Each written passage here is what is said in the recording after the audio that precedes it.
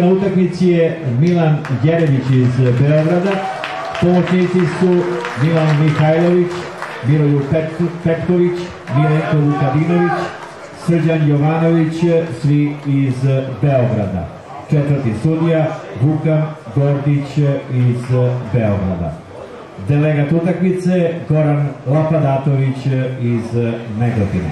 Rezervni igrači Donjeg Srema, broj 40 Mladen Živković, broj 5 Vladimir Milašinović, broj 1 Nemanja Čović, broj 9 Damjan Marčeta, broj 11 Nenad Vulkić, broj 19 Zoran Janković i broj 88 Filip Stojanović. Trener ekipe Ljubomir Ristovski.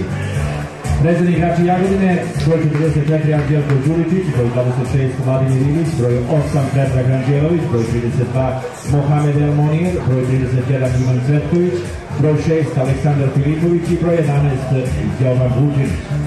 Šef kluba Saba Jagodine, Mladen Đosić, pomoćnici su Vladan Petrović i Zevan Kaprava.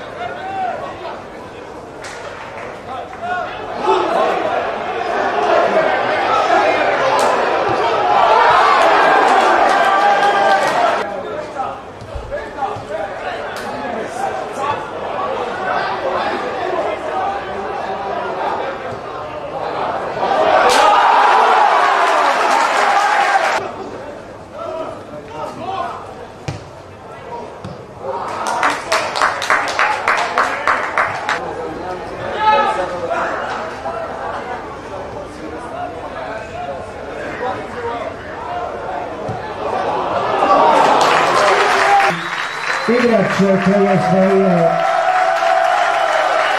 zlatnu medalju na omladinskom prvenstvu Evrope Aleksandar Filipović sa brojem 6.